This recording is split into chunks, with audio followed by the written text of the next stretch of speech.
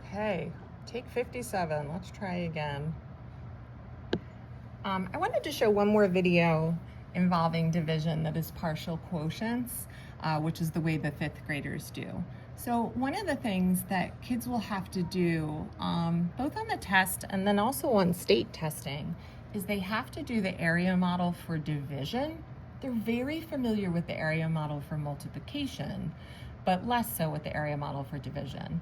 We practiced this extensively in class, but it has been a bit, so I wanted to be sure that we have a review video for how to do this. So if I have 3,024 divided by 27, I can also think about the fact that that means 27 times something then would give me 3,024.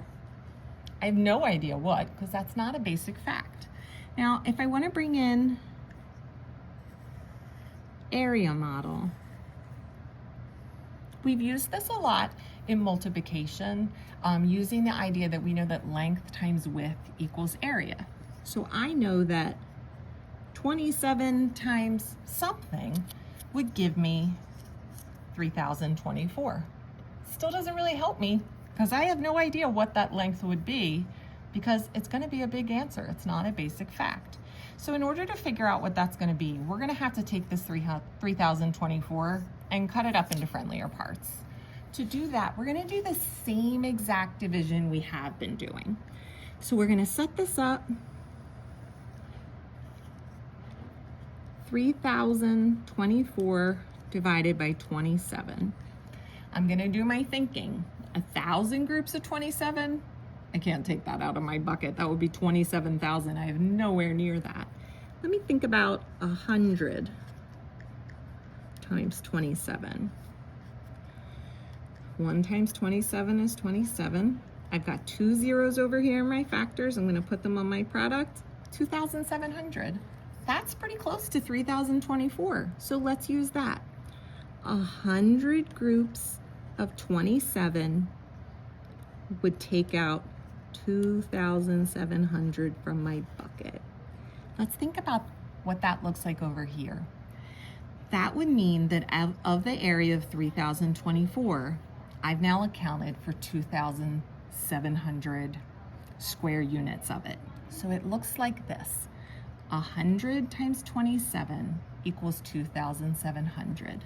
Over here, 100 times 27 equals 2,700.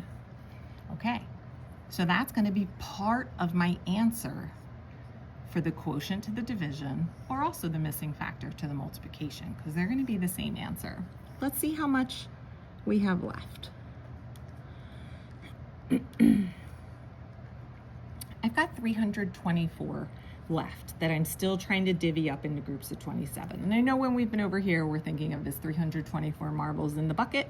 We're pulling out groups of 27. I can't do 100 groups of 27 again because I don't have anything close to 2,700 marbles in my bucket. I only have 324. So let me drop down to 10. 10 groups of 27. 1 times 27 is 27. There's 1 0 in my factors. Let's put it on my product. Oh, that's pretty close to 324. So let's use that one. 10 groups of 27 would take 270 out of my bucket. Let's take that information and add it over into the area model. It was 10 times 27 equals 270, or 10 times 27 equals 270. Let's see what's left for this last bit of area we haven't accounted for. There is going to be 54 marbles left in my bucket, or over here, 54 square units left that we still got to figure out what the missing length would be if the width is 27.